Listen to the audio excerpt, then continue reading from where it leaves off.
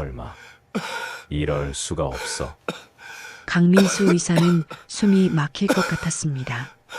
30살 건축 현장 사고 환자의 상의를 벗긴 순간 그의 세계가 완전히 뒤바뀌었어요. 왼쪽 어깨에 선명하게 새겨진 별 모양 점이 30년 전 잃어버린 기억을 폭발시켰거든요. 민수의 심장이 미친 듯이 뛰었고 손은 통제할 수 없을 만큼 떨렸습니다. 과연 이 환자는 누구일까요? 그리고 민수가 평생 감춰온 끔찍한 비밀이 드러나는 순간 모든 것이 돌이킬 수 없이 바뀌게 될 것입니다. 지금 사연 시작합니다. 새벽 4시 성모병원 응급실은 전쟁터였습니다. 다중 추돌 사고로 7명의 중환자가 동시에 실려왔고 의료진들은 분주하게 움직이고 있었어요. 그 중심에서 강민수 의사는 마치 지휘관처럼 침착하게 환자들을 분류하며 지시를 내리고 있었습니다. 이 환자는 즉시 수술실로, 저쪽은 영상의학과 먼저 보내세요. 민수의 목소리에는 30년간 쌓인 경험에서 나오는 확신이 담겨 있었어요. 하지만 그의 눈동자 깊숙한 곳에는 어떤 공허함이 자리 잡고 있었습니다. 마치 아무리 많은 생명을 구해도 채워지지 않는 빈자리가 있는 것처럼요. 3시간에 걸친 연속 수술을 마친 민수는 수술복을 벗으며 왼손 등의 화상 흉터를 무의식적으로 만졌습니다. 30년 전 그날의 기억이 스며든 흉터였어요. 의료진들이 하나둘 집으로 돌아가는 가운데 민수는 홀로 응급실 휴게실에 남아 식은 커피를 마시고 있었습니다. 또 하루가 지나가는구나. 민수는 지갑에서 낡은 사진 한 장을 꺼냈어요. 30년 전 젊은 자신과 아내, 그리고 생후 6개월 된 아들의 모습이 담긴 사진이었습니다. 아들의 천진한 미소를 바라보며 민수의 눈가에 희미한 그림자가 드리웠어요. 준영아, 아빠가 더 조심했다면. 그때 새벽 청소를 하던 홍순자가 조용히 다가왔습니다. 65살의 순자는 30년간 이 병원에서 일해온 산증인이었어요. 그녀는 민수의 어깨를 조심스럽게 두드렸습니다. 선생님, 또 밤새우셨네요. 집에 가서 좀 쉬셔야죠. 집에 가도 잠이 안 와요, 순자 씨. 수면제 없이는. 민수의 목소리에는 깊은 피로가 묻어 있었어요. 순자는 안타까운 표정으로 민수를 바라봤습니다. 성공한 의사이자 병원 대주주로서 모든 것을 가진 듯 보이지만 정작 가장 소중한 것은 잃어버린 채 살아가는 남자였으니까요. 가족은 혈연이 아니라 마음이라고 하잖아요. 선생님도 진짜 가족이 생기면 좋을 텐데. 순자의 말에 민수는 쓸쓸한 미소를 지었습니다. 3년 전 경영 전문가 출신인 현주와 재혼했지만 그것은 외로움을 달래기 위한 선택에 가까웠어요.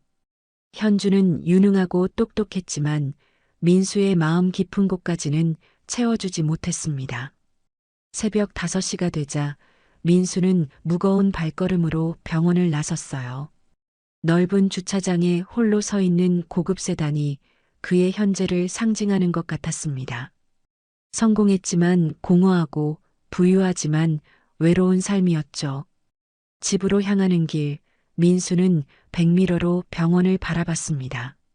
그곳에서 수많은 생명을 구했지만 정작 자신의 인생에서 가장 소중했던 생명은 구하지 못했다는 생각이 또다시 가슴을 짓눌렀어요. 다음 날 오후 2시, 민수는 평소보다 일찍 병원에 도착했습니다. 밤새 뒤척이며 제대로 잠들지 못했지만 어쩐지 병원에 있을 때만 마음이 조금 편해졌어요. 주차장에서 내리는 순간 익숙한 목소리가 들려왔습니다. 선생님, 오늘은 일찍 오셨네요. 순자가 병원 뒤편 화단에서 잡초를 뽑고 있었어요. 그녀의 손에는 흙이 묻어 있었고 이마에는 땀방울이 맺혀 있었습니다. 민수는 순자의 성실한 모습을 보며 마음 한편이 따뜻해지는 걸 느꼈어요. 순자 씨는 정말 쉬는 날이 없으시네요. 오늘 토요일인데. 아, 이런 일은 일이 아니에요. 이 병원이 제 집 같거든요. 순자는 흙 묻은 손을 앞치마에 닦으며 환하게 웃었습니다. 그 순간 민수는 순자의 눈빛에서 특별한 무언가를 느꼈어요. 마치 오랜 비밀을 간직한 듯한 깊은 애정이 담긴 시선이었습니다. 30년이나 여기 계시니까 이 병원 역사를 가장 잘 아시겠어요. 민수의 말에 순자의 표정이 미묘하게 변했습니다. 잠시 망설이는 듯 하더니 그녀는 고개를 끄덕였어요. 그렇죠. 좋은 일도 슬픈 일도 많이 봤어요. 특히 그 화재 사건 때는 순자의 목소리가 갑자기 작아졌습니다. 민수의 얼굴도 순간 굳어졌어요. 30년 전 그 끔찍한 밤의 기억이 되살아났기 때문이었습니다. 그때 선생님 가족 일로 정말 마음이 아팠어요. 하지만 저는 항상 생각해요. 가족은 꼭 혈연만이 아니라고요. 순자는 민수의 눈을 직시하며 말했습니다. 그녀의 목소리에는 평소와 다른 진지함이 묻어 있었어요. 혈연이 아니어도 진짜 가족이 될 수 있고 때로는 혈연인데도 서로 모르고 지나치는 경우도 있잖아요. 중요한 건 마음이에요. 민수는 순자의 말에 묘한 동요를 느꼈습니다. 단순한 위로의 말 같았지만 왜인지 가슴 깊숙한 곳이 울렸어요. 선생님도 언젠가는 진짜 가족을 만나실 거예요. 아니, 어쩌면 이미 가까이 있는데 모르고 계실 수도 있고요. 순자의 마지막 말은 거의 속삭임에 가까웠습니다. 민수는 그녀의 의미심장한 표정을 보며 무언가 말하려던 순간 병원 입구에서 현주의 목소리가 들려왔어요. 여보, 거기 계셨구나. 경영진 회의 시간이에요. 현주가 다가오자 순자는 재빨리 자리를 정리했습니다. 민수는 아직 순자와 더 이야기하고 싶었지만 현주의 차가운 시선이 부담스러웠어요. 순자 씨, 나중에 다시 이야기해요. 민수가 작은 목소리로 말하자 순자는 고개를 끄덕이며 의미 있는 미소를 지었습니다. 네, 선생님. 언젠가는 꼭 해야 할 이야기가 있어요. 병원으로 향하는 길, 민수는 순자의 말이 계속 머릿속을 맴돌았습니다. 가족은 혈연이 아니라 마음이라는 말, 그리고 이미 가까이 있는데 모르고 있을 수도 있다는 말이 왜 이렇게 마음에 남는 걸까요? 같은 시각, 시내 중심가의 대형 건축 현장에서는 30살의 김준호가 작업 지시를 내리고 있었습니다. 높이 20층짜리 오피스텔 공사 현장의 현장 관리사인 준호는 작업자들 사이에서 신뢰받는 리더였어요. 오늘 오후에 크레인 점검 한 번 더 해주세요. 바람이 세니까 안전에 특히 신경 써야 해요. 준호의 목소리에는 동료들을 향한 진심 어린 걱정이 담겨 있었습니다. 고아원에서 자란 그에게 함께 일하는 동료들은 가족과 같은 존재였어요. 점심시간이 되자 준호는 현장 사무실에서 도시락을 꺼내며 혼자만의 시간을 가졌습니다. 사무실 벽에는 준호가 도운 고아원 후배들의 사진이 붙어 있었어요. 25살에 결혼한 후배, 대학에 진학한 후배, 취업에 성공한 후배들의 모습이 그의 자랑이었습니다. 준호는 매달 수입의 3분의 1을 후배들을 위해 보내고 있었어요.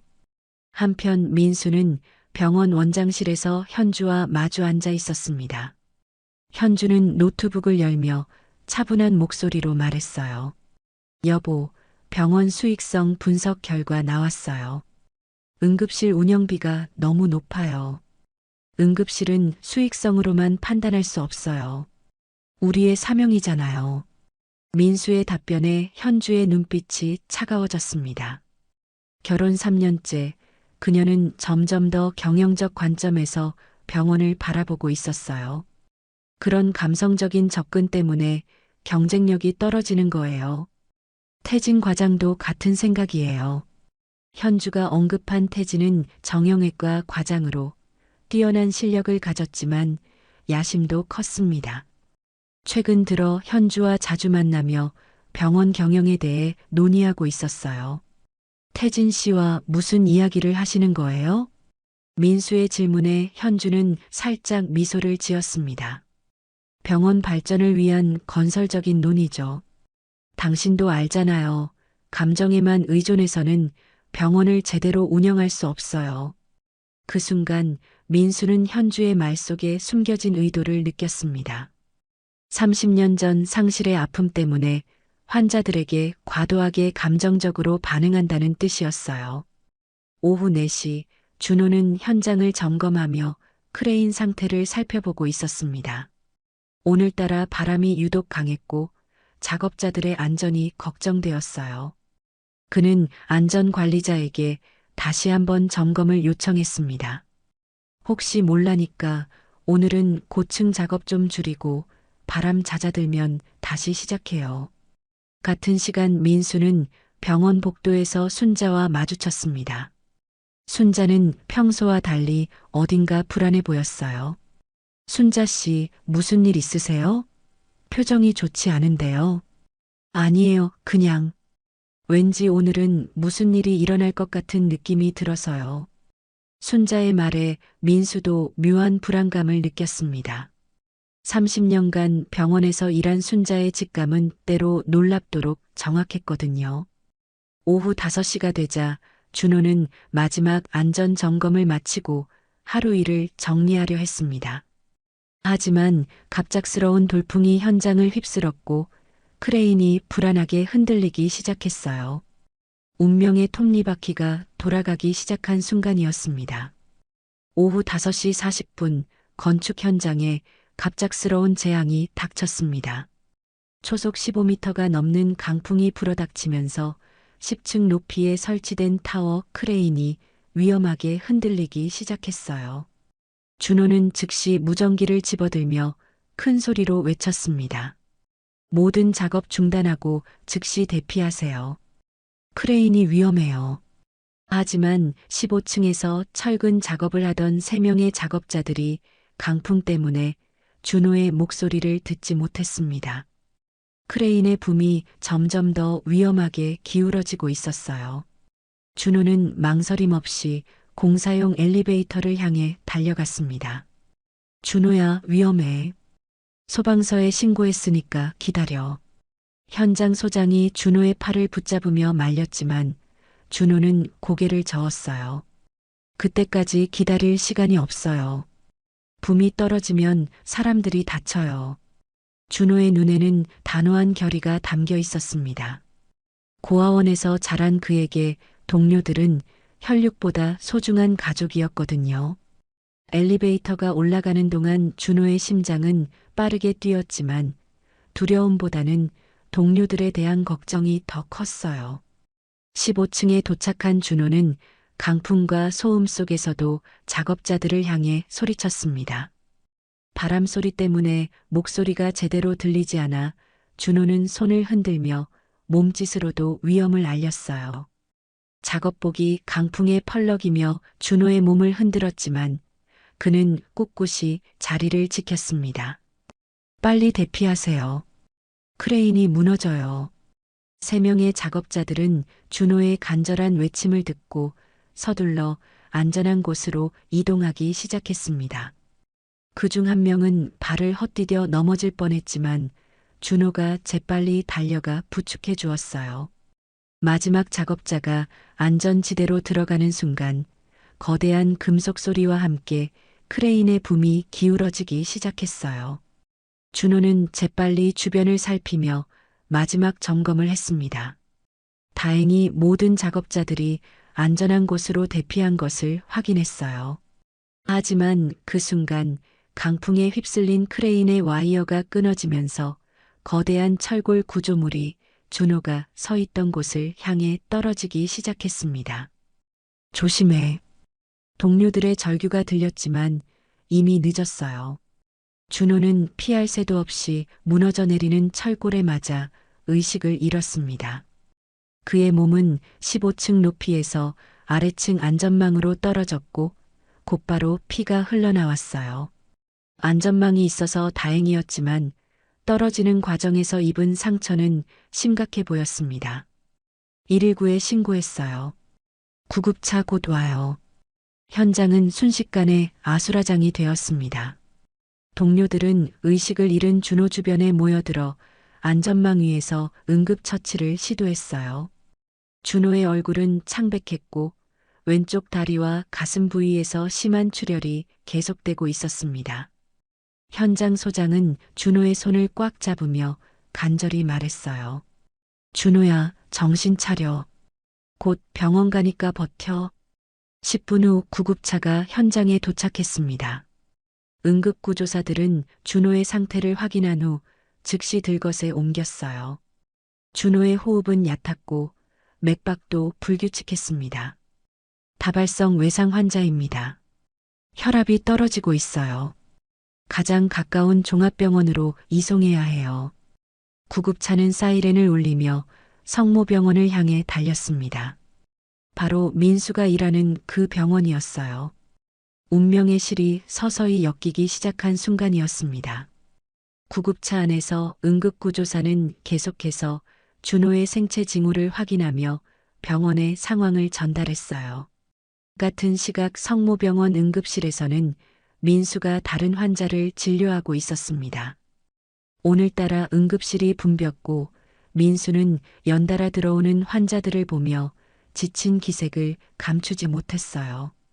갑자기 응급실 문이 열리며 간호사가 급하게 뛰어들어왔습니다. 선생님, 건축 현장 사고 환자가 들어와요. 상태가 심각해요. 민수는 즉시 손을 씻으며 응급실로 향했습니다. 오늘 아침 순자가 말했던 불길한 예감이 문득 떠올랐어요. 구급차에서 내려지는 들것 위의 환자를 보는 순간 민수는 묘한 감정을 느꼈습니다. 의식을 잃은 채 누워있는 30살 남자의 모습에서 왠지 모를 친숙함이 느껴졌습니다. 환자 이름이 뭐죠? 김준호 30살이에요. 건축 현장에서 추락사고 당했습니다. 준호라는 이름을 들은 순간 민수의 가슴이 뛰었습니다. 30년 전 잃어버린 아들의 이름이 준영이었거든요. 비슷한 이름이었지만 그것만으로는 특별한 의미를 부여할 수 없었어요. 하지만 민수는 이상하게도 이 환자에게서 눈을 뗄 수가 없었습니다. 활력 징후는 어때요? 혈압 90/50, 맥박 120. 의식 잃은 지 20분 정도 됐어요. 민수는 준호의 상태를 신속하게 확인했습니다. 왼쪽 다리 골절과 가슴 부위 타박상, 그리고 머리에 경미한 외상이 있었어요. 다행히 생명에는 지장이 없어 보였지만 정밀 검사가 필요한 상황이었습니다. 민수는 평소보다 더욱 세심하게 환자를 살폈고 간호사들도 그의 특별한 관심을 눈치챘어요. 병원 복도 끝에서 이 모든 상황을 지켜본 순자는 놀란 표정을 감추지 못했습니다. 들것에 실려온 환자의 얼굴을 본 순간 30년 전 기억이 생생하게 되살아났거든요. 그 아이의 모습과 너무나 닮아 있었습니다. 순자의 손이 떨리기 시작했고 가슴이 두근거렸어요. 준호가 응급실에 도착한 지 10분 후 병원 내부는 긴장감에 휩싸였습니다. 민수는 엑스레이 결과를 보며 깊은 고민에 빠져 있었어요. 왼쪽 대퇴골 골절과 늑골 2개 골절, 그리고 내부 출혈 가능성까지 있어서 즉각적인 수술이 필요한 상황이었습니다. 선생님, 수술실 2개가 동시에 비어 있어요. 어떻게 하시겠어요? 간호사의 질문에 민수는 잠시 망설였습니다. 평소 같으면 당직 의사에게 맡기거나 다른 과로 넘길 수 있는 사안이었어요. 하지만 이상하게도 이 환자만큼은 자신이 직접 봐야겠다는 강한 충동이 들었습니다. 민수 자신도 이런 감정이 낯설었어요. 30년간 의사 생활을 하면서도 이렇게 특정 환자에게 끌리는 감정은 처음이었거든요. 그때 응급실 문이 열리며 현주가 들어왔어요. 그녀는 평소보다 차가운 표정으로 민수에게 다가왔습니다.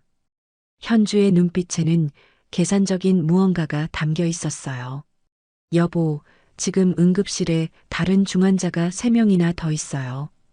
이 환자는 정형외과 태진 선생님께 맡기면 되잖아요. 현주의 말은 합리적이었습니다. 하지만 민수는 고개를 저었어요. 준호를 바라보는 민수의 눈빛에는 설명할 수 없는 애정이 담겨 있었습니다. 이 환자는 내가 직접 봐야겠어. 왜요? 특별한 이유라도 있나요? 현주의 날카로운 질문에 민수는 답하지 못했습니다. 정말 특별한 이유가 있는 건지 자신도 확신할 수 없었거든요. 단지 이 환자를 다른 사람에게 맡기고 싶지 않다는 강한 마음뿐이었어요. 마치 소중한 무언가를 빼앗길까봐 두려워하는 감정이었습니다. 설명하기 어려워요. 하지만 이 환자만큼은 민수의 목소리가 떨렸습니다. 현주는 남편의 이상한 반응을 예리하게 관찰했어요. 그때 태진이 응급실로 들어왔습니다. 그는 준호의 차트를 훑어보며 자신 있는 목소리로 말했어요. 골절 수술이라면 제가 전담하는 게 맞죠. 민수 선생님은 다른 응급 환자들 보시는 게 좋겠어요. 태진의 말에 현주가 동조하는 눈빛을 보냈습니다. 두 사람의 시선이 만나는 순간 민수는 묘한 불편함을 느꼈어요. 마치 자신을 배제하려는 듯한 분위기였습니다. 아니야. 이 환자는 내가 직접 수술하겠어. 민수의 단호한 말에 태진의 표정이 굳어졌어요. 그는 현주를 흘끗 바라보며 다음 수를 계산하고 있었습니다. 무슨 특별한 이유가 있으신가요? 의학적으로 봤을 때 제가 하는 게 더 효율적일 텐데요. 효율성의 문제가 아니야. 민수는 자신도 모르게 목소리를 높였습니다. 왜 이렇게 감정적으로 반응하는지 스스로도 놀라웠어요. 응급실에 있던 간호사들과 의료진들이 조용히 지켜보기 시작했습니다. 어수선한 분위기 속에서 민수는 점점 고립되어 가는 자신을 느꼈어요. 현주는 민수의 어깨에 손을 올리며 부드럽게 말했어요. 하지만 그녀의 눈빛은 차가웠습니다.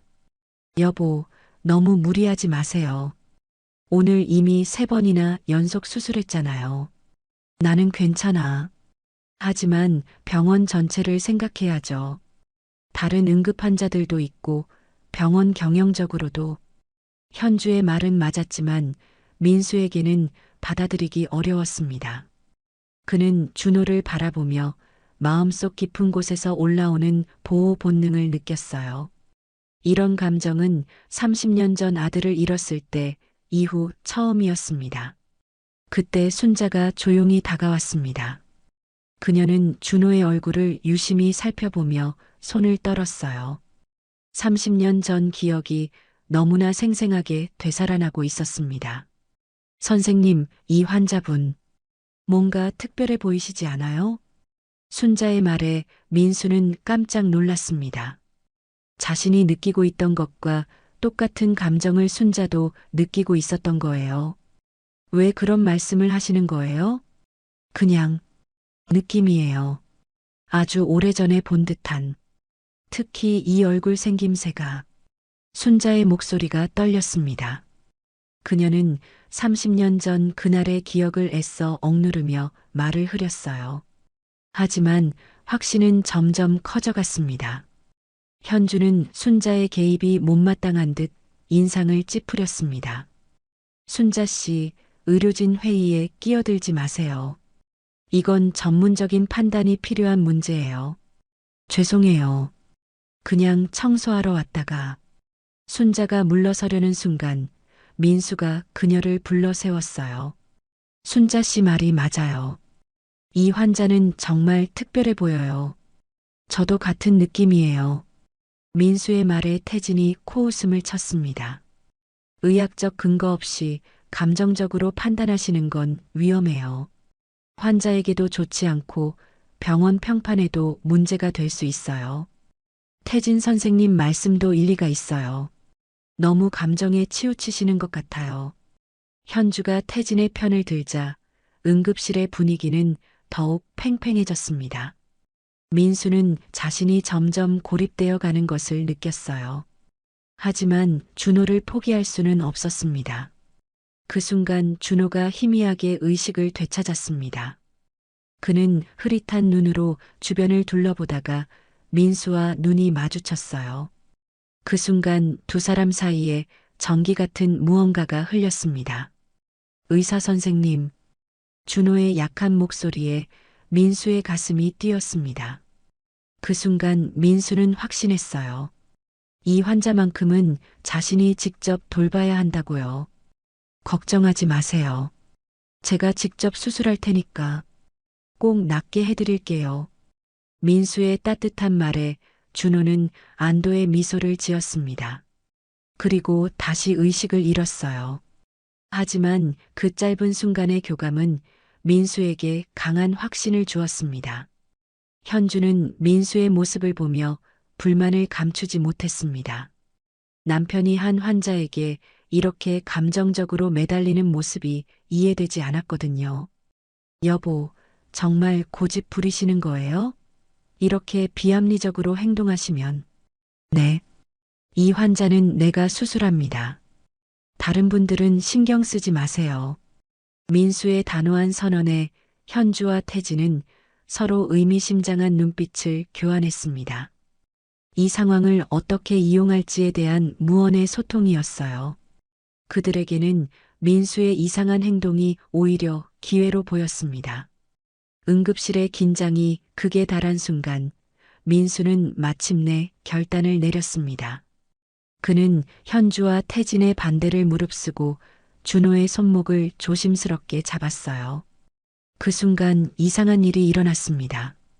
마치 전기가 통하는 듯한 느낌이 두 사람 사이에 흘렀고 민수의 가슴이 뛰기 시작했어요. 이런 감정은 30년간 의사로 살아오면서 단 한 번도 경험해 본 적이 없었습니다. 이 환자는 내가 직접 집도해. 다른 의견은 받지 않겠어. 민수의 단호한 선언에 응급실이 조용해졌습니다. 30년간 성모병원에서 일하면서 민수가 이렇게 강경하게 나오는 모습을 본 적이 없었거든요. 간호사들과 의료진들은 서로 눈빛을 교환하며 상황을 지켜봤어요. 평소 온화하고 합리적이었던 민수의 이런 모습은 모든 사람들에게 충격이었습니다. 현주의 얼굴이 차갑게 굳어졌습니다. 결혼 3년 동안 남편이 자신의 말을 이렇게 무시하는 것은 처음이었어요. 더욱이 다른 사람들이 보는 앞에서 이런 모습을 보이다니요. 여보, 지금 뭐 하는 거야? 병원 전체 상황을 생각해야 한다고 했잖아. 현주의 목소리에는 분노가 섞여 있었습니다. 하지만 민수는 흔들리지 않았어요. 미안해. 하지만 이번만큼은 양보할 수 없어. 민수의 목소리에는 흔들리지 않는 결의가 담겨 있었습니다. 그는 준호를 내려다보며 마음속으로 다짐했어요. 이 환자만큼은 절대 잃지 않겠다고요. 왜 이런 강한 감정이 드는지 자신도 이해할 수 없었지만 이 느낌만큼은 확실했습니다. 태진은 현주를 바라보며 작은 미소를 지었습니다. 이런 상황이야말로 자신들이 기다렸던 기회였거든요. 민수가 감정적으로 행동하는 모습을 다른 의료진들이 목격하고 있으니 이것을 훌륭한 공격 재료로 쓸 수 있을 거예요. 민수 선생님, 이렇게 감정적으로 판단하시면 다른 의료진들에게도 좋지 않은 영향을 미칠 수 있어요. 병원의 신뢰도에도 문제가 생기고요. 감정적이라고요? 민수는 태진을 날카롭게 바라봤습니다. 그의 눈빛에는 평소 볼 수 없었던 강한 의지가 담겨 있었어요. 저는 의사로서 최선의 판단을 내린 거예요. 이 환자에게는 제가 가장 적합한 집도의입니다. 순자는 조용히 뒤에서 이 모든 상황을 지켜보고 있었습니다. 그녀의 가슴은 빠르게 뛰고 있었어요. 30년 전 그날의 기억이 너무나 생생하게 되살아나고 있었거든요. 준호의 얼굴을 자세히 보면 볼수록 확신이 커져갔습니다. 이 젊은 남자가 바로 그때 그 아이라는 확신이요. 선생님이 옳습니다. 순자의 예상치 못한 지지에 모든 사람들이 그녀를 바라봤어요. 순자는 떨리는 목소리로 계속 말했습니다.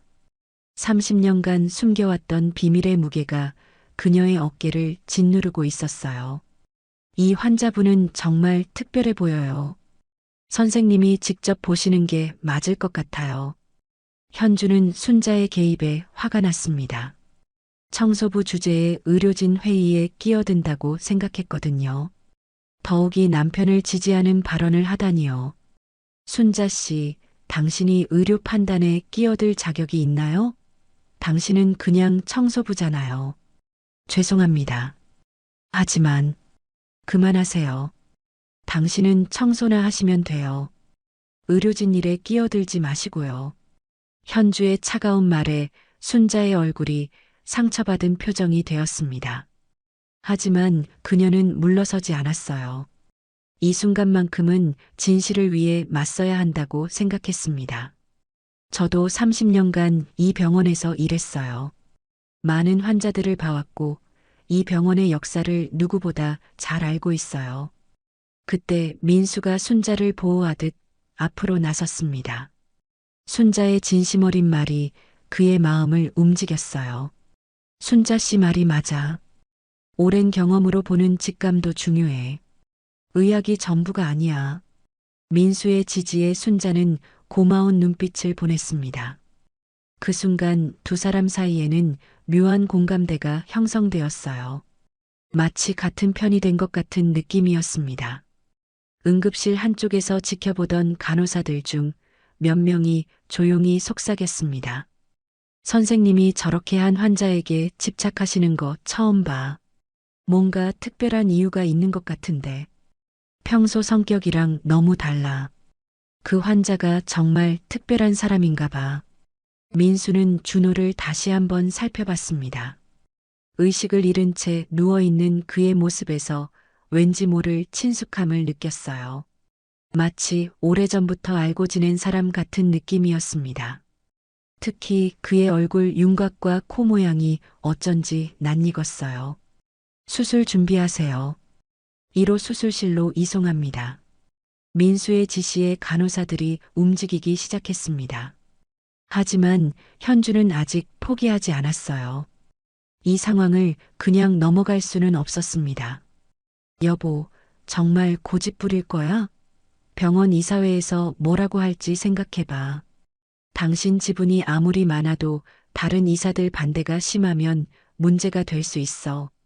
이사회는 내가 알아서 해. 그건 내가 걱정할 일이 아니야. 민수는 현주의 위협에도 굴복하지 않았습니다. 오히려 더욱 단호해졌어요. 이런 남편의 모습에 현주는 당황했습니다. 태진은 현주와 의미심장한 눈빛을 교환했습니다.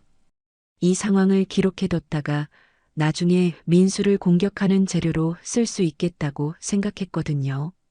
민수의 비합리적 행동을 증거로 삼아 경영권 문제를 제기할 수 있을 거예요.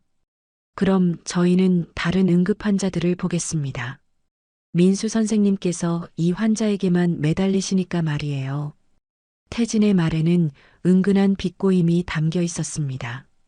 현주가 고개를 끄덕였어요. 두 사람은 응급실을 나가면서 서로 작은 미소를 지었습니다. 준호가 수술실로 이송되는 동안 민수는 그의 옆을 지켰습니다. 엘리베이터 안에서 민수는 준호의 손을 꽉 잡았어요. 그 손이 왠지 익숙한 느낌이었습니다. 꼭 살려낼게. 약속해. 민수의 속삭임에 의식을 잃은 준호의 손가락이 미세하게 움직였습니다. 마치 민수의 말을 들은 것처럼요. 그 순간 민수는 전율을 느꼈어요. 수술실 앞에서 순자가 기다리고 있었습니다. 그녀는 민수에게 조용히 다가와 떨리는 목소리로 말했어요. 선생님, 이 환자분을 꼭 살려주세요. 정말 소중한 분인 것 같아요. 아니, 정말 소중한 분이에요. 순자의 간절한 부탁에 민수는 고개를 끄덕였습니다. 그리고 수술실 문이 닫히는 순간 운명의 수술이 시작되었어요. 아버지가 아들을 살리기 위한 간절한 노력이 그들 모두가 모르는 채로 시작된 것입니다. 민수가 수술실에 들어간 후 순자는 복도 한 구석에 주저앉았습니다. 30년간 가슴 깊숙이 묻어두었던 기억들이 쏟아져 나오고 있었어요. 그녀의 손은 심하게 떨렸고 눈에는 눈물이 맺혔습니다.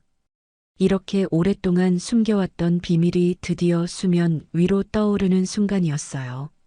1995년 3월 15일 그날의 기억이 생생했습니다. 순자는 당시 35살로 성모병원에서 일한 지 5년째였어요. 새벽 2시경 아파트 화재 사건으로 여러 명의 피해자들이 동시에 실려왔었습니다. 그날 밤은 평생 잊을 수 없는 악몽 같은 시간이었어요. 순자는 그날도 평소처럼 야간 청소를 하고 있었습니다. 응급실의 적막한 분위기 속에서 묵묵히 일하고 있을 때 갑자기 사이렌 소리와 함께 구급차들이 몰려들었어요. 화재 현장에서 구조된 피해자들이 연달아 이송되면서 병원은 순식간에 아수라장이 되었습니다. 그 중에서도 가장 심각한 환자가 젊은 여성과 생후 6개월 정도 된 아기였습니다. 젊은 여성은 아기를 품에 꽉 안고 있었고 연기에 질식된 상태였어요. 순자는 그 모습을 보며 가슴이 미어졌습니다. 아기 엄마는 안 돼요. 너무 늦었어요. 당시 응급실 의사의 절망적인 말이 지금도 귓가에 맴돌았습니다.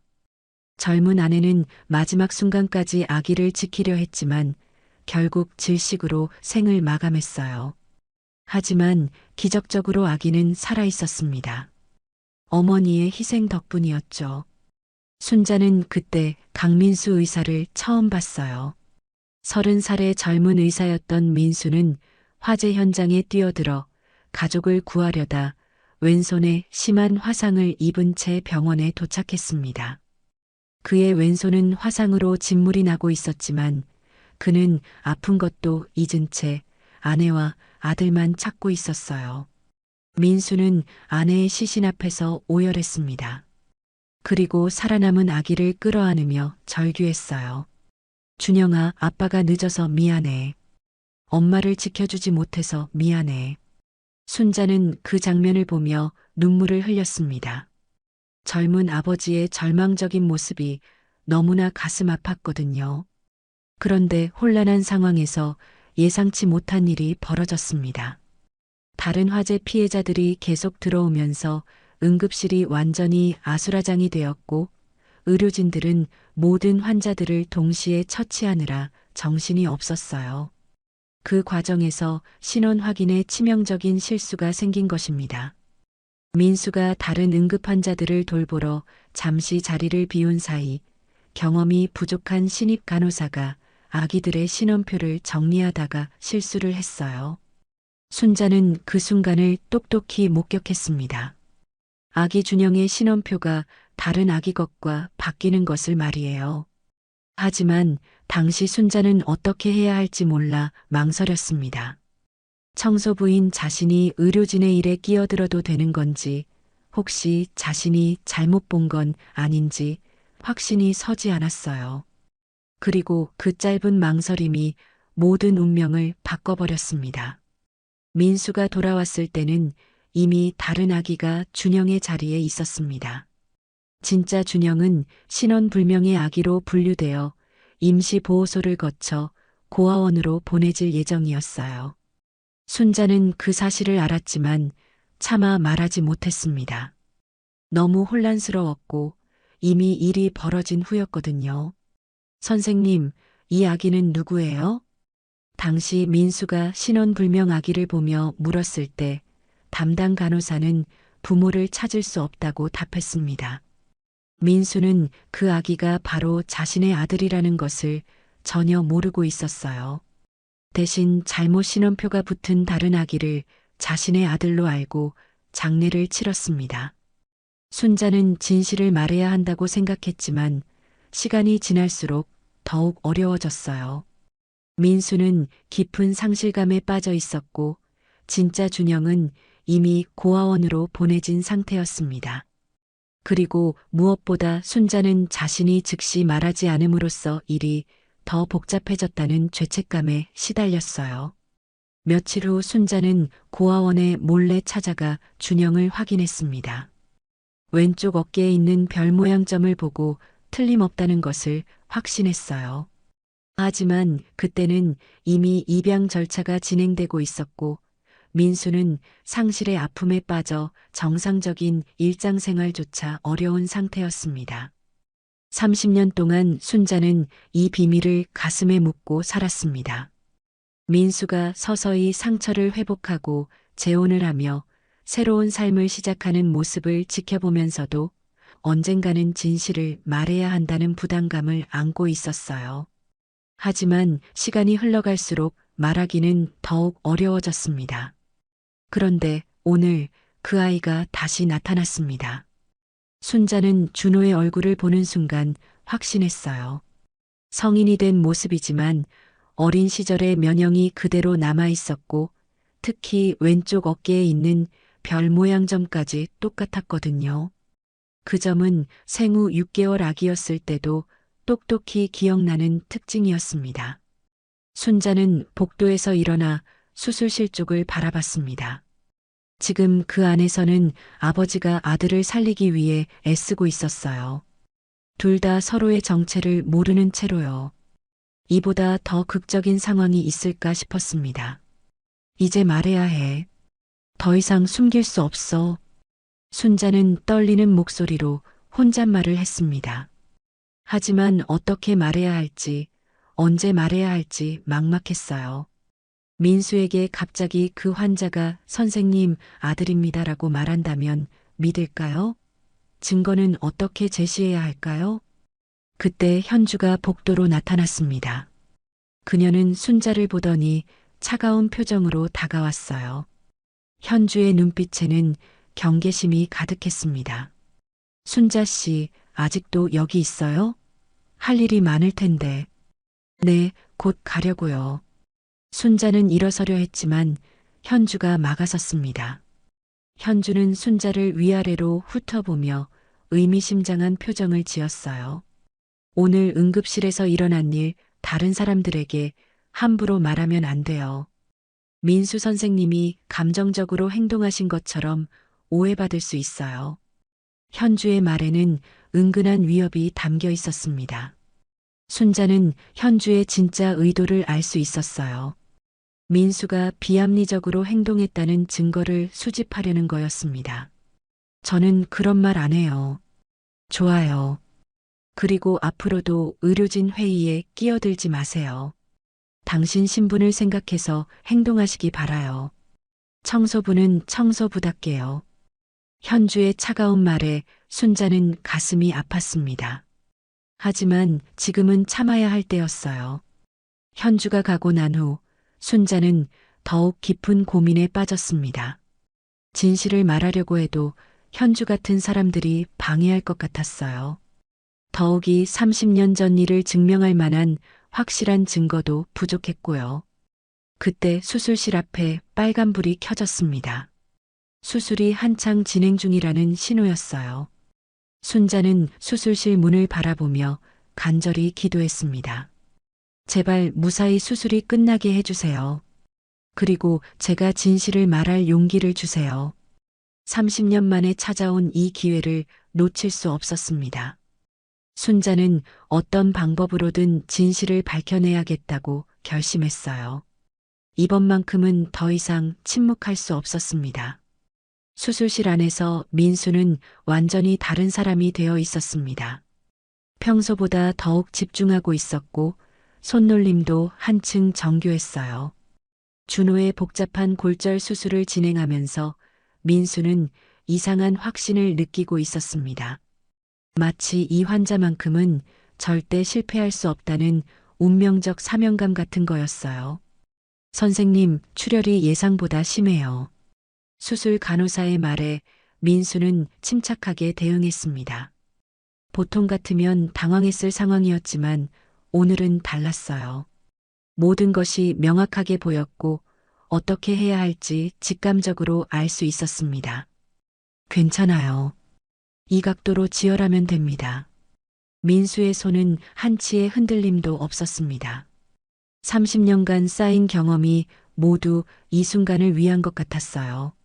수술실의 다른 의료진들도 민수의 놀라운 집중력에 감탄했습니다. 2시간이 지나자 준호의 상태가 안정되기 시작했습니다. 골절된 뼈들이 제자리를 찾았고 내부 출혈도 완전히 멈췄어요. 민수는 준호의 얼굴을 내려다보며 묘한 만족감을 느꼈습니다. 정말 강한 생명력이네요. 보통 이 정도 부상이면 회복이 더 어려울 텐데. 마취가 의사의 말에 민수도 고개를 끄덕였어요. 준호는 분명 특별한 환자였습니다. 수술 중에도 생체 반응이 안정적이었고 회복 속도도 빨랐어요. 수술이 끝나고 준호가 회복실로 이송되자 민수는 그의 곁을 지켰습니다. 마취에서 깨어나는 과정을 지켜보고 싶었거든요. 평소 같으면 다른 의료진에게 맡기고 갔을 텐데 오늘은 달랐어요. 1시간 후 준호가 천천히 의식을 되찾았습니다. 그는 흐릿한 눈으로 주변을 둘러보다가 민수와 마주쳤어요. 의사 선생님, 준호의 목소리는 여전히 약했지만 민수를 보는 눈빛에는 특별한 신뢰가 담겨 있었습니다. 수술 잘 끝났어요. 이제 괜찮을 거예요. 민수의 따뜻한 말에 준호는 안도의 표정을 지었습니다. 그 순간 두 사람 사이에 묘한 유대감이 형성되었어요. 감사합니다. 정말 고마워요. 준호의 진심 어린 감사 인사에 민수의 가슴이 뭉클했습니다. 환자의 감사 인사는 늘 듣던 것이었지만 준호의 말은 왠지 특별하게 느껴졌어요. 다음 날 준호의 회복 속도는 모든 의료진을 놀라게 했습니다.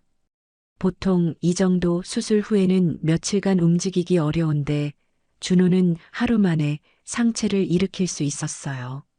정말 대단하네요. 이런 회복력은 처음 봐요. 물리치료사의 말에 민수도 놀랐습니다. 준호의 몸은 마치 스스로 치유하려는 강한 의지를 가진 것 같았어요. 원래 체력이 좋으셨나 봐요. 민수가 물으니 준호는 미소를 지었습니다. 고아원에서 자라면서 몸이 단단해진 것 같아요. 어려운 환경에서도 버텨야 했거든요. 고아원이라는 말에 민수의 가슴이 뛰었습니다. 왜인지 모르게 더욱 관심이 생겼어요. 언제부터 고아원에 계셨어요? 생후 6개월 때부터요. 부모님에 대한 기억은 전혀 없어요. 준호의 말에 민수는 충격을 받았습니다. 생후 6개월이라니 자신이 잃어버린 아들과 같은 시기였어요. 하지만 그것만으로는 특별한 의미를 부여할 수 없었습니다. 힘드셨겠어요. 처음엔 그랬죠. 하지만 고아원에서 만난 형들, 누나들이 가족이 되어 주었어요. 혈연은 아니지만 진짜 가족보다 더 소중한 사람들이에요. 준호의 말에 민수는 깊은 감동을 받았습니다. 어려운 환경에서도 긍정적으로 살아가는 준호의 모습이 대견했어요. 그래서 건축 현장에서도 동료들을 구하러 갔던 거군요. 네. 제게는 함께 일하는 사람들이 모두 가족이에요. 위험해도 그냥 둘 수 없었어요. 준호의 이타적인 성격에 민수는 더욱 호감을 느꼈습니다. 자신과 비슷한 면이 있다고 생각했어요. 사흘째 되는 날, 준호는 침대에서 일어나 걸을 수 있게 되었습니다. 놀라운 회복력이었어요. 민수는 매일 준호를 찾아가 상태를 확인했습니다. 선생님, 너무 자주 오시는 것 아닌가요? 다른 환자들도 많으실 텐데. 준호의 배려 깊은 말에 민수는 당황했습니다. 정말 왜 이렇게 자주 오는 걸까요? 환자 회복 상태를 확인하는 게 제 일이에요. 그래도 이렇게까지 해주시다니 정말 감사해요.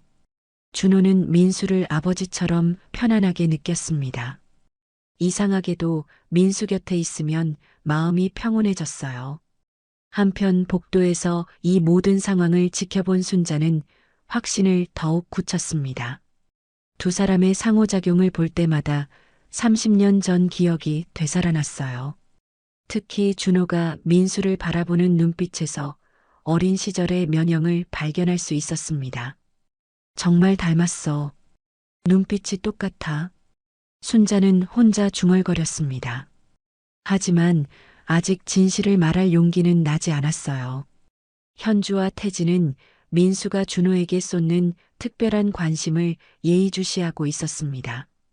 그들은 이것을 민수를 공격할 빌미로 삼으려 했어요.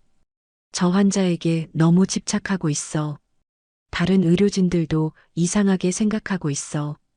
태진이 현주에게 말했습니다. 좋아. 계속 지켜보자. 언젠가 결정적인 실수를 할 거야. 현주의 눈빛에는 차가운 계산이 담겨 있었습니다. 하지만 민수와 준호는 그런 시선들을 의식하지 않았어요. 두 사람은 자연스럽게 가까워지고 있었고 서로에게서 특별한 위안을 찾고 있었습니다. 마치 오래전부터 알고 지낸 사이처럼요. 준호가 회복되면서 두 사람은 더 많은 대화를 나누게 되었습니다. 준호의 인생 이야기를 들으면서 민수는 점점 더 큰 애정을 느꼈어요. 이 젊은 남자에게서 자신이 잃어버린 무언가를 발견하는 것 같았습니다.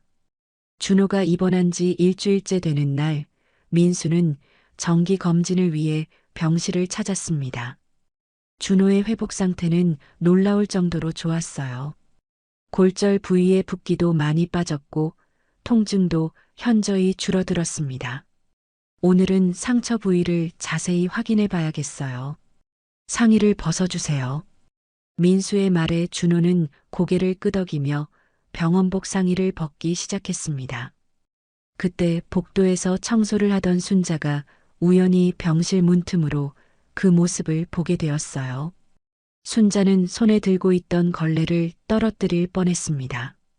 민수가 준호의 가슴과 어깨 부위를 살펴보던 중 왼쪽 어깨에 있는 특별한 점을 발견했어요. 별 모양으로 생긴 작은 점이었는데 크기는 동점만 했지만 모양이 매우 독특했습니다. 이 점은 태어날 때부터 있었던 건가요? 민수의 질문에 준호는 고개를 끄덕였어요. 네, 고아원 선생님들이 그러시더라고요. 제가 아기였을 때부터 있었던 점이라고요. 그 순간 민수의 손이 멈췄습니다. 가슴이 빠르게 뛰기 시작했어요.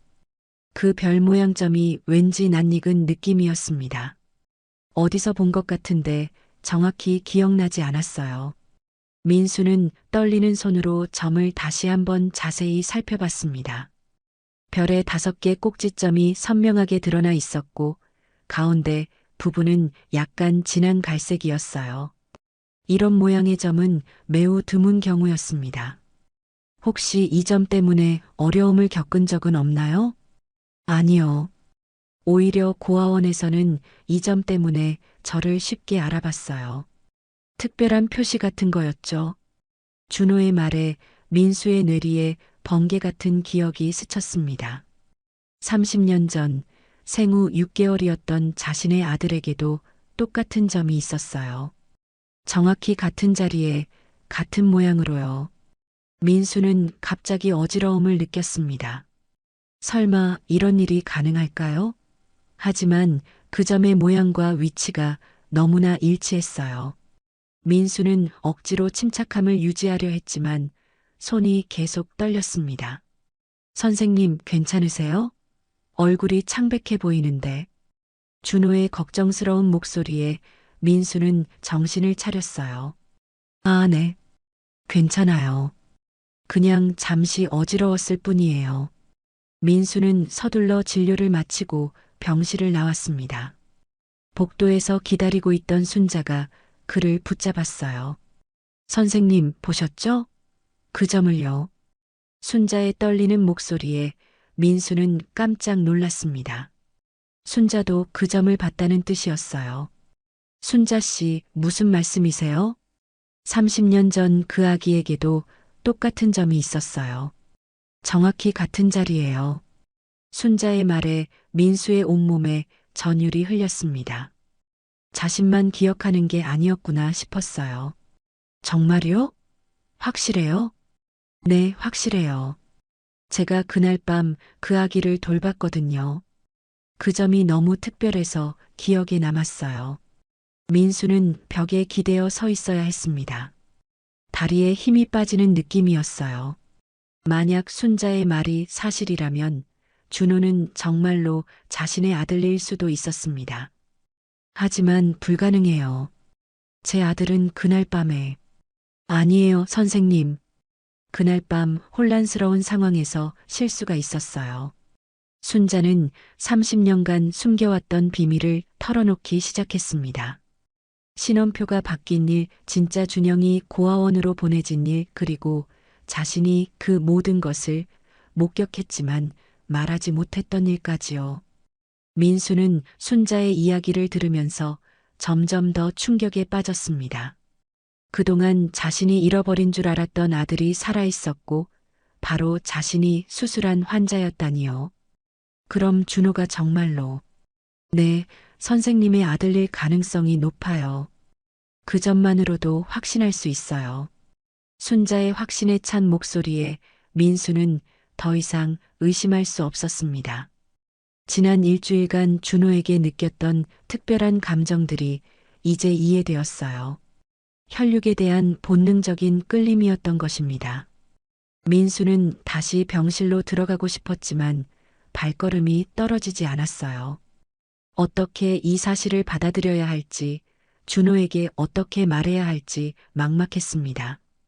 그때 병실에서 준호의 목소리가 들려왔어요.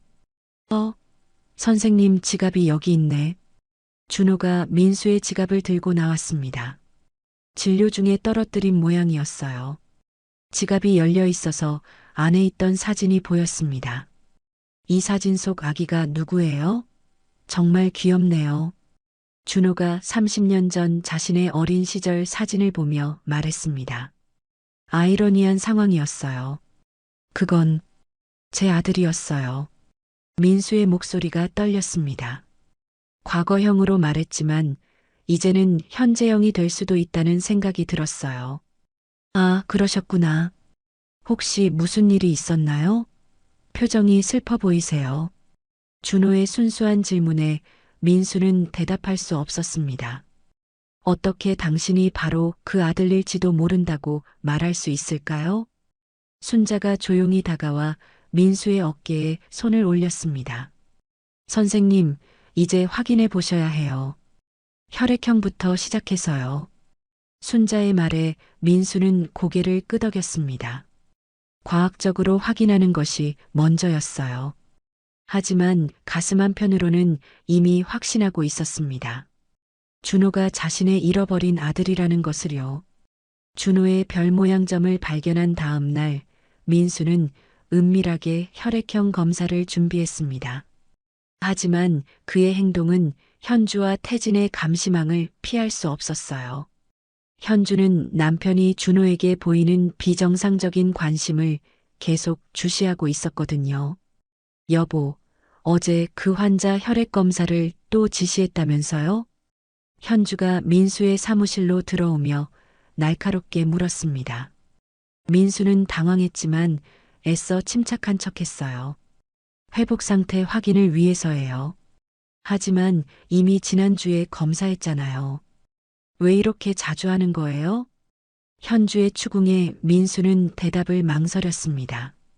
준호가 자신의 아들일 가능성에 대해서는 아직 확신이 서지 않았고 섣불리 말했다가는 큰 문제가 될 수 있었어요. 의사의 판단이에요. 더 이상 간섭하지 말아줘. 민수의 차가운 반응에 현주의 눈빛이 더욱 날카로워졌습니다. 그녀는 태진에게 즉시 연락했어요. 태진 씨, 민수가 뭔가 숨기고 있어요. 그 환자와 관련해서요.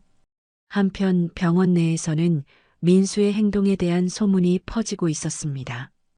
간호사들과 의료진들 사이에서 원장님이 특정 환자에게만 특별 대우를 한다는 이야기가 돌기 시작했어요. 태진은 이런 분위기를 교묘하게 이용했습니다. 그는 의료진들과의 대화에서 교묘하게 민수를 비판했어요. 의사가 환자에게 감정적으로 치우치면 위험해요.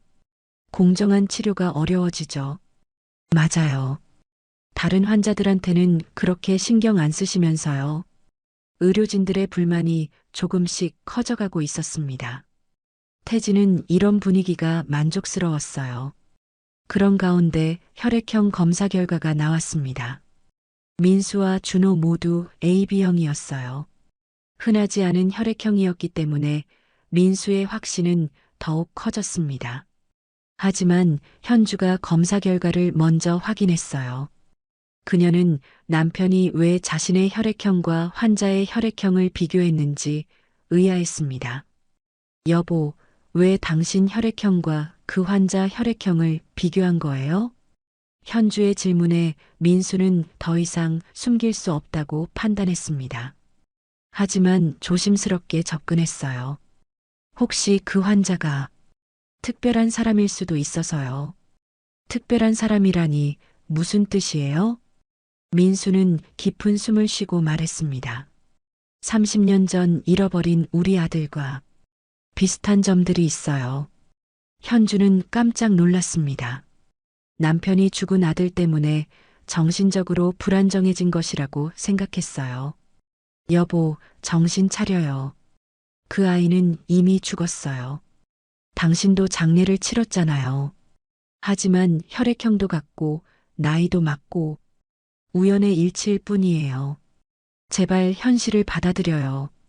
현주는 민수가 정신적으로 문제가 있다고 확신했습니다. 그리고 이것을 병원 경영권을 빼앗을 절호의 기회로 봤어요. 그날 저녁 현주는 태진과 비밀리에 만났습니다. 민수가 완전히 이상해졌어요. 죽은 아들을 그 환자와 동일시하고 있어요. 정말요? 그건 의사로서 치명적인 문제네요. 태진의 눈빛이 번뜩였습니다. 이보다 더 좋은 공격 재료는 없었어요. 경영진 회의를 소집해야겠어요. 민수의 정신 상태를 문제 삼아서요.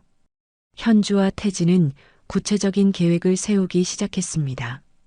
민수가 환자와 개인적 감정을 혼동하고 있다는 증거들을 수집했어요. 다음 날 민수는 DNA 검사를 의뢰하려 했습니다. 하지만 태진이 검사실에 미리 압력을 넣어놨어요. 원장님의 개인적인 검사는 거부하라고 했습니다.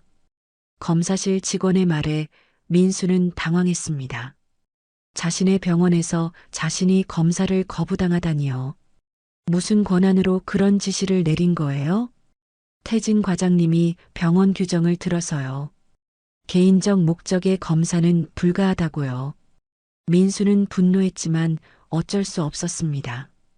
태진이 병원 내에서 자신의 영향력을 확대하고 있다는 것을 느꼈어요.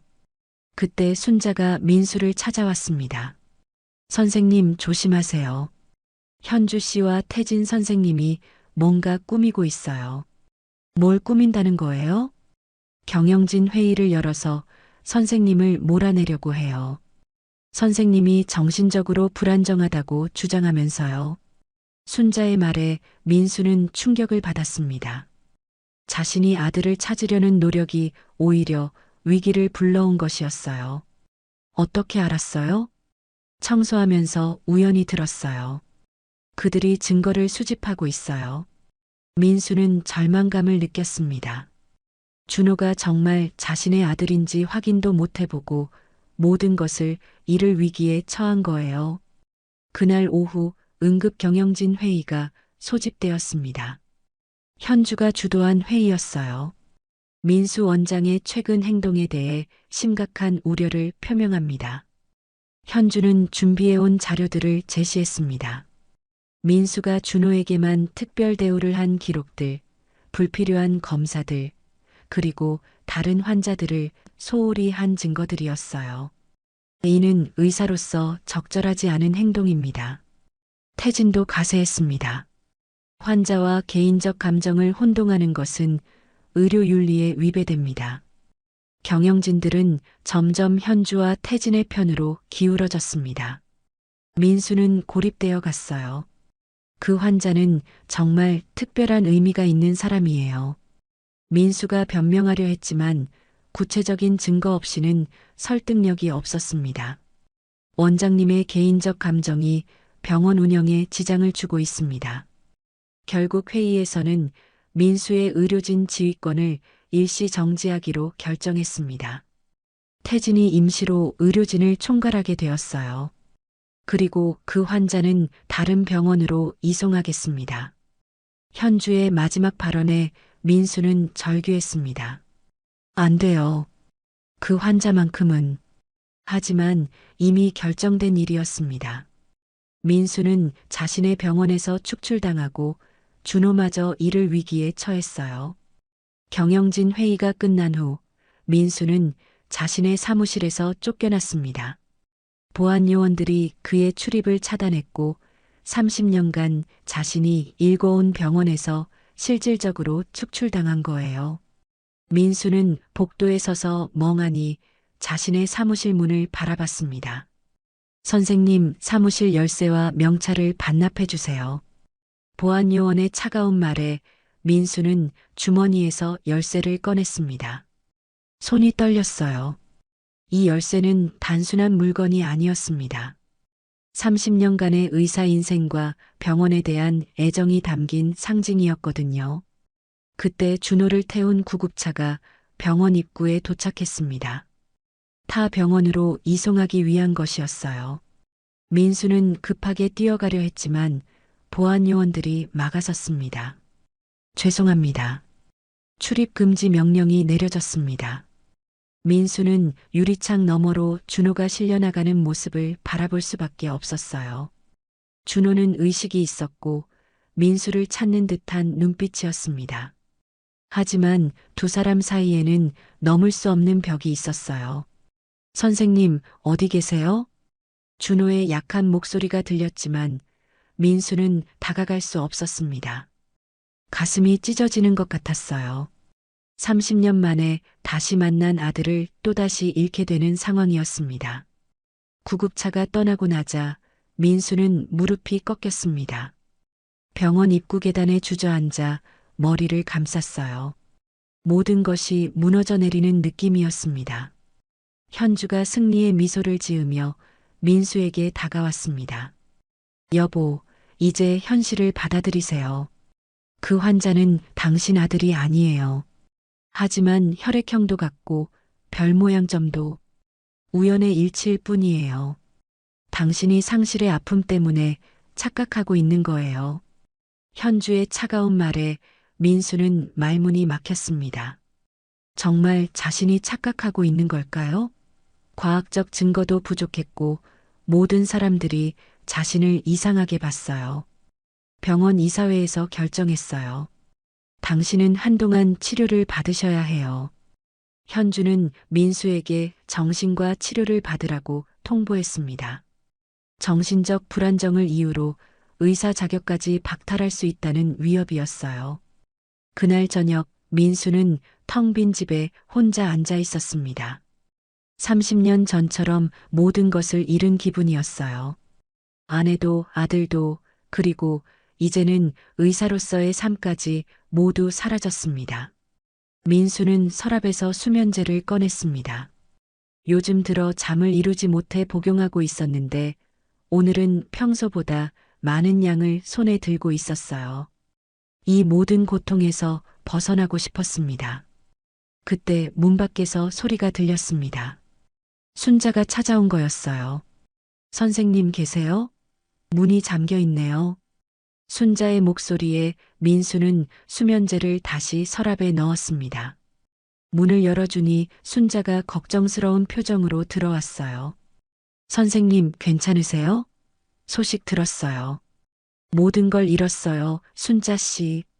아들일지도 모르는 환자도, 병원도, 의사로서의 자격도. 민수의 목소리는 절망에 차 있었습니다. 순자는 민수의 손을 꽉 잡았어요. 포기하시면 안 돼요. 저는 확신해요. 그 환자분이 선생님 아들이라는 걸요. 하지만 증명할 방법이 없어요. 모든 사람들이 제가 이상하다고 생각해요. 순자는 잠시 망설이다가 결심한 듯 말했습니다. 선생님, 제가 증거를 가지고 있어요. 증거요? 30년 전 그날 밤 제가 몰래 가져온 게 있어요. 순자는 가방에서 낡은 봉투를 꺼냈습니다. 그 안에는 30년 전 병원 기록과 작은 담요가 들어 있었어요. 이건 그날 밤 준영이가 덮고 있던 담요예요. 그리고 이건 당시 신원 확인 기록이고요. 민수는 떨리는 손으로 담요를 만져봤습니다. 작고 낡았지만 아기의 냄새가 희미하게 남아있는 것 같았어요. 왜 이제서야 말씀해 주시는 거예요? 무서웠어요. 제가 그날 즉시 말하지 않아서 이런 일이 생긴 거잖아요. 죄책감 때문에 30년을 고생했어요. 순자의 눈에 눈물이 고였습니다. 민수도 순자의 마음을 이해할 수 있었어요. 하지만 이것만으로는 부족해요. DNA 검사를 해야 확실해지는데. 그럼 다른 방법을 찾아봐요. 포기하지 마세요. 순자의 간절한 부탁에도 불구하고 민수는 희망을 잃고 있었습니다. 준호는 이미 다른 병원으로 이송되었고 자신은 병원 출입도 금지된 상태였어요. 그날 밤 민수는 잠들지 못했습니다. 창밖을 바라보며 30년 전 그날 밤을 떠올렸어요. 화재 현장에서 가족을 구하지 못한 무력감, 아들을 잃은 절망감이 다시 몰려왔습니다. 또다시 같은 일이 반복되는 건가? 민수는 중얼거렸습니다. 운명이 자신에게 또 한 번의 시련을 주는 것 같았어요. 다음 날 아침 민수는 거울을 보며 자신의 모습에 놀랐습니다. 하룻밤 새 더욱 늙어 보였고 눈에는 생기가 없었어요. 마치 모든 희망을 잃은 사람의 모습이었습니다. 신문에는 성모병원 원장, 정신적 불안정으로 치료받아라는 기사가 실렸습니다. 현주와 태진이 언론에 흘린 정보였어요. 민수의 명성은 하루아침에 추락했습니다. 전화기가 울렸지만 민수는 받지 않았어요. 기자들의 연락이거나 호기심 어린 지인들의 전화일 것이 뻔했거든요. 그는 완전히 고립된 상태였습니다. 오후에 현주가 찾아왔습니다. 이혼 서류를 들고 있었어요. 여보, 이제 끝내요. 당신과는 더 이상 함께할 수 없어요. 현주의 차가운 선언에 민수는 더 이상 놀라지도 않았습니다. 예상했던 일이었어요. 좋아요. 서명하겠어요. 민수는 힘없이 서명했습니다. 이제 정말 모든 것을 잃었어요. 가족도 병원도 의사로서의 미래도 모두 사라졌습니다. 그리고 가장 중요한 것은 준호, 자신의 아들일지도 모르는 그 사람을 영원히 잃어버렸다는 것이었어요. 이혼 서류에 서명한 지 사흘 후 민수는 완전히 다른 사람이 되어 있었습니다. 수염은 자라고 머리는 헝클어져 있었으며 제대로 된 식사도 하지 않고 있었어요. 집안은 어수선했고 커튼을 쳐서 햇빛도 들어오지 않았습니다. 민수는 소파에 누워 천장을 바라보며 30년 전과 지금을 비교했습니다. 그때도 모든 것을 잃었고 지금도 마찬가지였어요. 운명이 자신에게 같은 시련을 2번이나 준 것 같았습니다. 내가 뭘 잘못했을까? 민수는 중얼거렸습니다. 의사로서 최선을 다했고 남편으로서도 나름 노력했는데 왜 이런 일들이 계속 일어나는 걸까요? 전화벨이 울렸지만 민수는 받지 않았어요. 지난 사흘 동안 수십 통의 전화가 왔지만 모두 무시했습니다.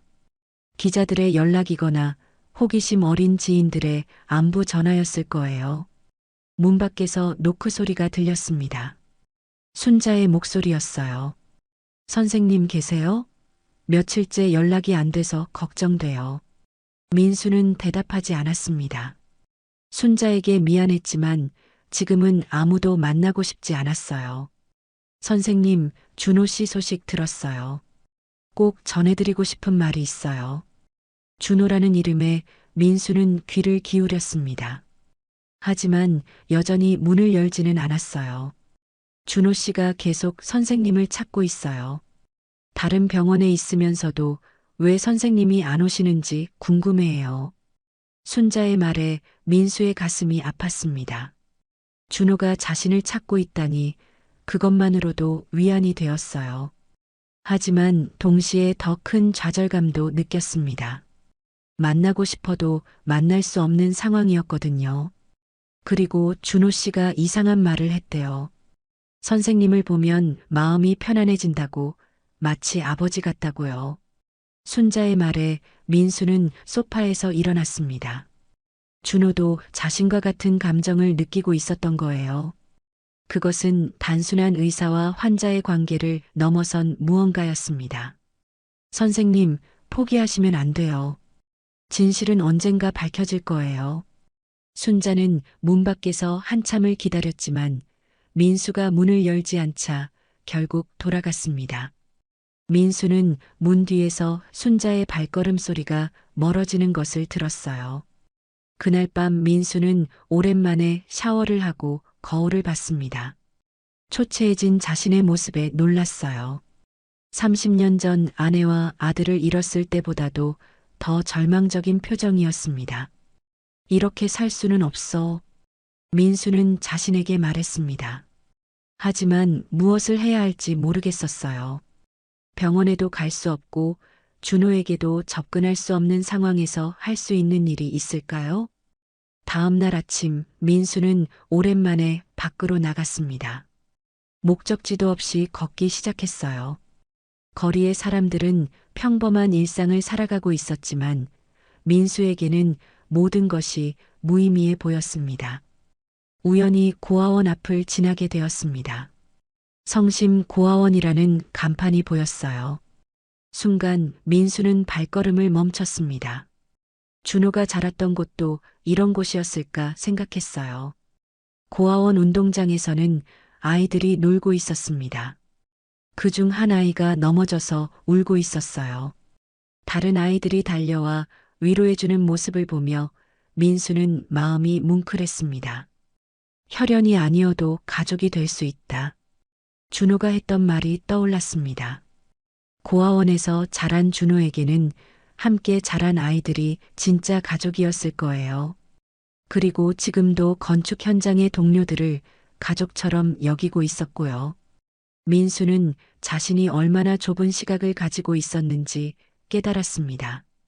혈연 관계에만 매달려서 정작 중요한 것들을 놓치고 있었던 거예요. 그때 휴대폰이 울렸습니다. 모르는 번호였지만 이번에는 받아봤어요. 강민수 선생님이신가요? 네, 그런데 누구세요?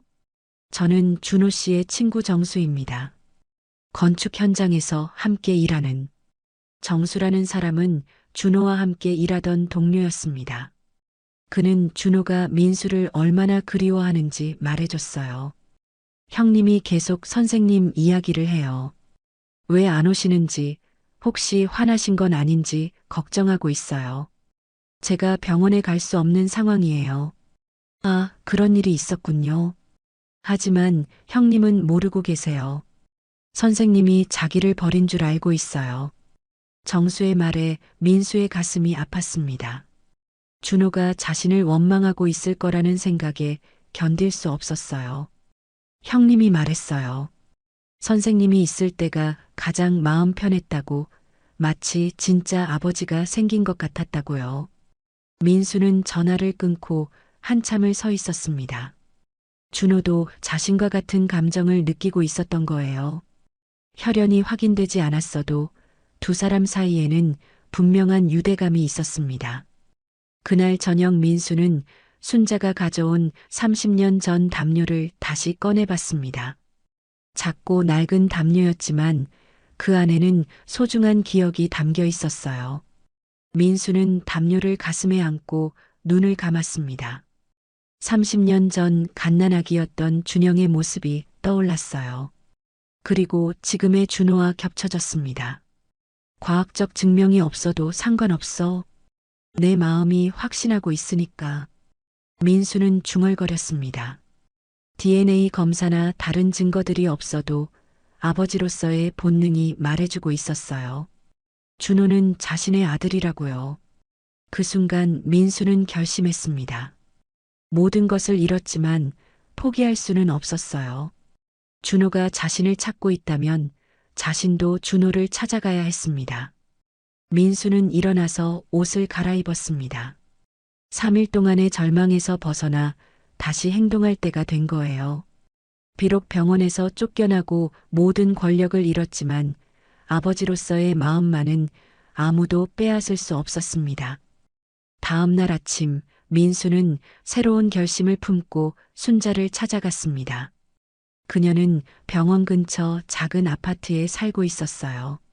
민수가 문을 두드리자 순자가 놀란 표정으로 문을 열었습니다. 선생님, 어떻게 오셨어요? 얼굴색이 많이 좋아지셨네요. 순자 씨, 도움이 필요해요. 더 이상 혼자서는 할 수 없을 것 같아요.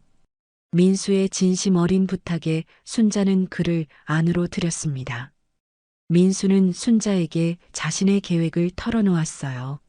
30년 전 일을 완전히 밝혀내고 싶어요. 과학적 증거를 찾아서 모든 사람들에게 증명하고 싶어요. 하지만 어떻게요?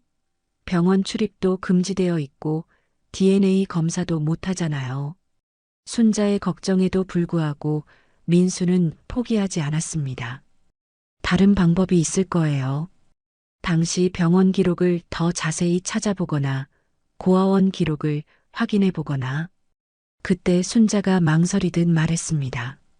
사실 제가 알고 있는 사람이 있어요. 30년 전 그날 밤 당직 간호사였던 이정숙 씨요. 정말요? 그분이 살아계세요? 네, 지금은 은퇴하셨지만 연락처를 알고 있어요. 그분도 그날 일을 기억하실 거예요. 민수의 눈빛이 살아났습니다. 증인이 있다면 상황이 달라질 수 있었어요. 오후에 민수와 순자는 이정숙을 만났습니다. 70살이 된 그녀는 30년 전 일을 생생하게 기억하고 있었어요. 그날 밤은 정말 혼란스러웠어요. 환자들이 너무 많이 들어와서 정숙은 당시 상황을 자세히 설명했습니다. 특히 신원표가 바뀐 과정을 정확히 기억하고 있었어요. 신입 간호사가 실수했죠. 저도 나중에 알았지만 이미 고아원으로 보내진 후였어요. 그럼 증언해 주실 수 있나요? 민수의 간절한 부탁에 정숙은 고개를 끄덕였습니다. 물론이죠. 제가 증언서를 써드릴게요. 하지만 여전히 문제가 있었습니다. 증언만으로는 부족했고 DNA 검사가 필요했어요. 민수는 고민하다가 한 가지 방법을 떠올렸습니다. 준호 씨가 있는 병원에 직접 가봐야겠어요. 하지만 위험해요. 현주 씨가 알면 상관없어요. 이제 숨을 이유가 없어요. 민수는 결심을 굳혔습니다. 다음 날 그는 준호가 입원한 대학병원으로 향했어요. 병원에 도착한 민수는 준호의 병실 번호를 알아냈습니다. 하지만 면회 시간이 아니어서 들어갈 수 없었어요. 민수는 복도에서 기다렸습니다. 오후 2시 면회 시간이 되자 민수는 준호의 병실로 향했어요. 문을 열고 들어가니 준호가 침대에 앉아 책을 읽고 있었습니다. 선생님? 준호는 민수를 보고 깜짝 놀랐습니다. 그리고 곧 환한 미소를 지었어요. 정말 오셨네요. 왜 이렇게 안 오시나 했어요. 준호의 순수한 기쁨에 민수의 가슴이 뭉클했습니다. 이 젊은 남자가 정말 자신의 아들이라는 확신이 더욱 커졌어요. 미안해요. 사정이 있었어요. 괜찮아요.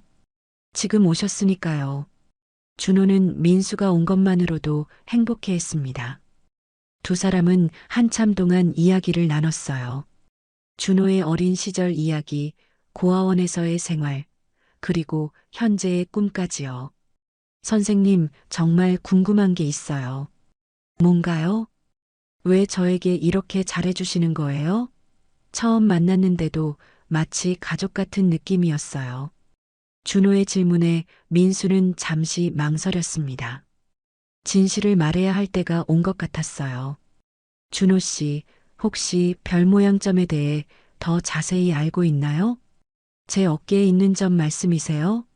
고아원 선생님들이 그러는데 이 점 때문에 저를 쉽게 구별할 수 있었대요.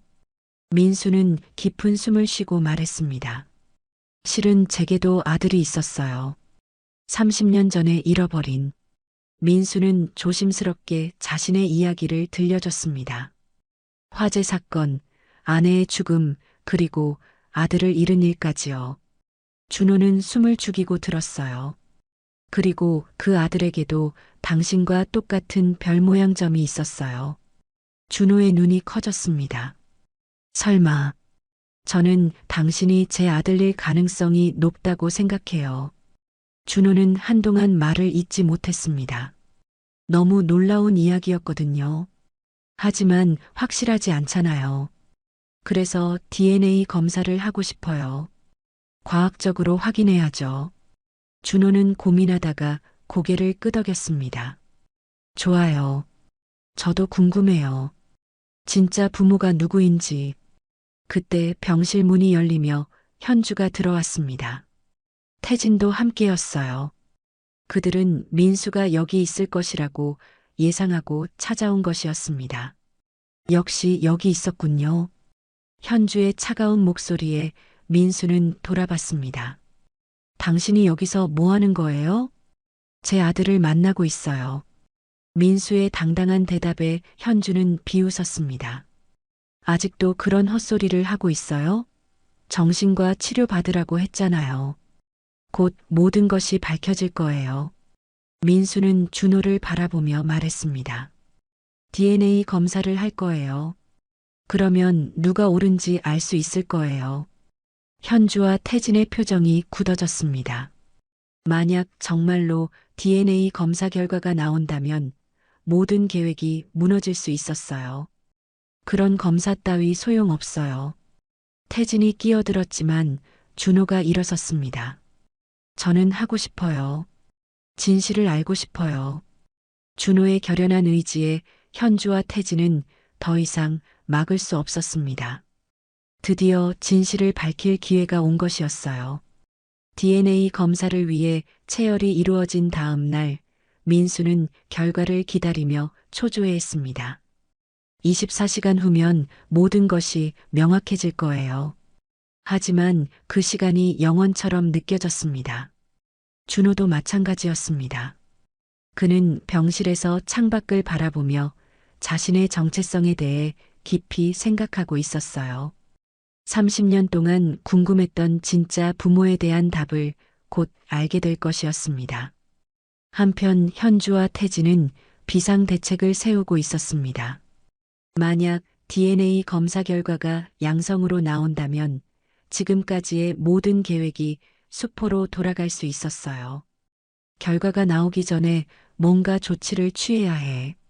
태진이 현주에게 말했습니다. 검사 결과를 조작할 수는 없을까? 현주의 제안에 태진은 고개를 저었어요. 너무 위험해. 대신 다른 방법을 생각해 봐야겠어. 그들은 민수의 정신 상태를 문제 삼아 검사 결과 자체를 무효화시키려는 계획을 세웠습니다. 다음 날 오후 2시 드디어 DNA 검사 결과가 나왔습니다. 검사실 직원이 봉인된 봉투를 민수에게 건네줬어요. 민수의 손이 떨렸습니다. 순자와 준호가 지켜보는 가운데 민수는 천천히 봉투를 열었습니다. 결과지를 펼치는 순간 모든 사람들이 숨을 죽였어요. 부자 확률 99.9%. 민수가 떨리는 목소리로 읽었습니다. 순자는 손으로 입을 막았고 준호는 의자에 털썩 앉았어요. 정말이에요? 정말 제가... 준호는 믿기지 않는다는 표정이었습니다. 30년 동안 찾던 아버지가 바로 눈앞에 있었던 거예요. 민수는 결과지를 가슴에 안고 눈물을 흘렸습니다. 30년 만에 아들을 되찾은 기쁨이 온몸을 감쌌어요. 준영아. 아니, 준호야. 정말 내가 내 아들이었구나. 아버지. 준호도 눈물을 흘리며 민수를 불렀습니다. 두 사람은 서로 껴안았어요. 30년 만에 부자 상봉이었습니다.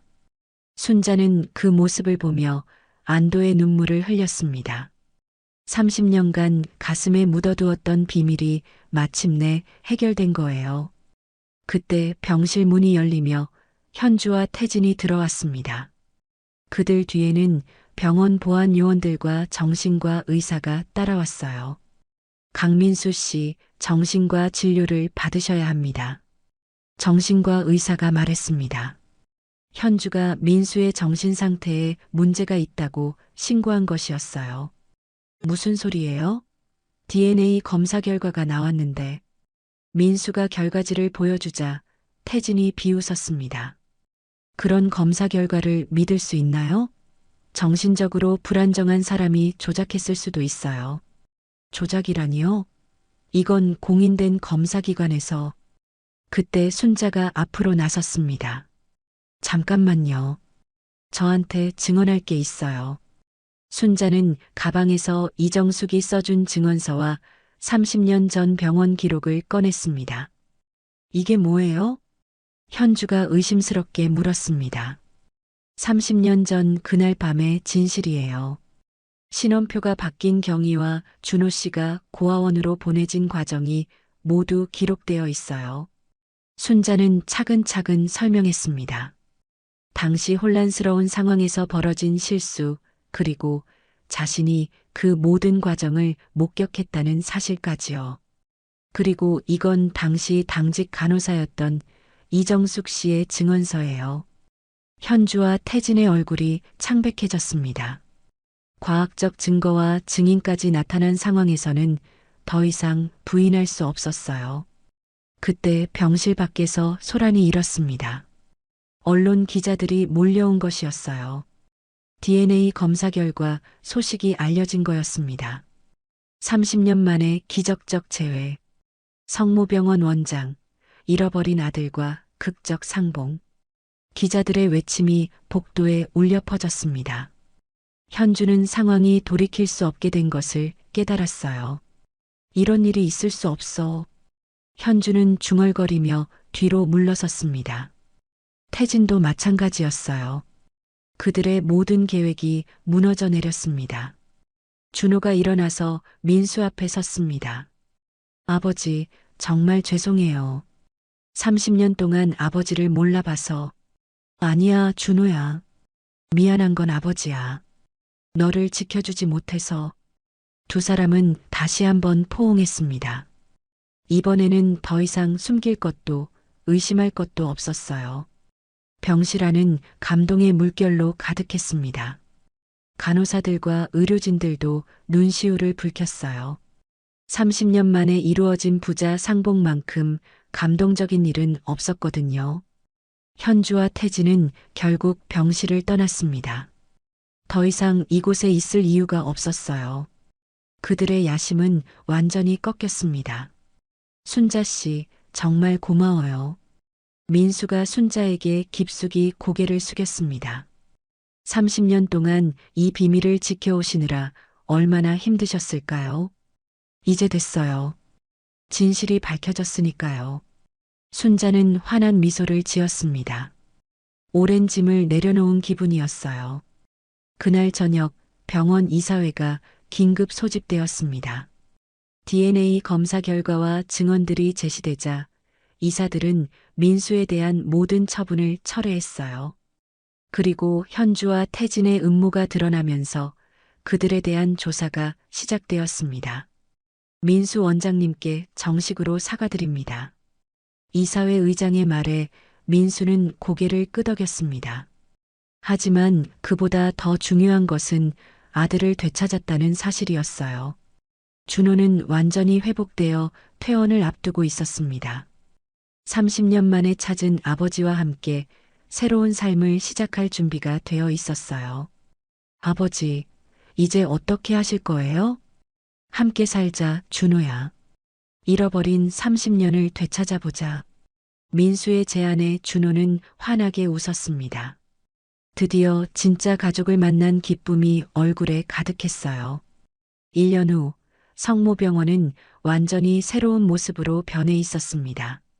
민수는 병원장으로 복귀했고 준호는 건축업을 계속하면서도 병원 이사회에 참여하게 되었어요. 아버지와 아들이 함께 병원을 운영하는 새로운 체계가 만들어진 것입니다. 오늘은 특별한 날이었어요. 민수와 준호가 함께 새로운 환자를 맞이하는 첫 번째 날이었습니다. 건축 현장 사고로 다친 20살 청년이 응급실로 실려온 것이었어요. 아버지, 이 환자는 고아원 출신이래요. 준호가 환자의 차트를 보며 말했습니다. 민수는 고개를 끄덕이며 병실로 향했어요. 병실에서 만난 청년은 겁에 질린 표정이었습니다. 혼자서 모든 것을 감당해야 하는 상황이 두려웠을 거예요. 걱정하지 마세요. 우리가 잘 돌봐드릴게요. 민수의 따뜻한 말에 청년의 얼굴이 조금 밝아졌습니다. 준호도 옆에서 환자를 격려했어요. 저도 고아원에서 자랐어요. 혼자라고 생각하지 마세요. 준호의 말에 청년은 놀란 표정을 지었습니다. 그리고 곧 안도의 미소를 보였어요. 수술이 끝난 후 민수와 준호는 병원 옥상 정원에서 차를 마시고 있었습니다. 이곳은 민수가 30년 전 첫 번째 아내와 자주 오던 장소였어요. 아버지, 행복하세요? 준호의 질문에 민수는 환하게 웃었습니다. 물론이지. 너를 다시 만난 게 인생에서 가장 큰 행복이야. 저도요. 진짜 아버지를 만나서. 두 사람은 따뜻한 오후 햇살을 받으며 평온한 시간을 보냈습니다. 30년 동안 비어있던 자리가 마침내 채워진 기분이었어요. 그때 순자가 차를 가져오며 다가왔습니다. 그녀는 이제 병원의 환경관리실장으로 승진해 있었어요. 30년간의 헌신에 대한 보상이었습니다. 순자 이모, 고마워요. 준호가 차를 받으며 말했습니다. 이제 준호는 순자를 이모라고 부르고 있었어요. 혈연은 아니지만 진짜 가족이 된 거였습니다. 우리 준호가 이렇게 씩씩하게 자라줘서 고마워요. 순자는 뿌듯한 표정으로 준호를 바라봤습니다. 30년 전의 죄책감은 이제 완전히 사라지고 없었어요.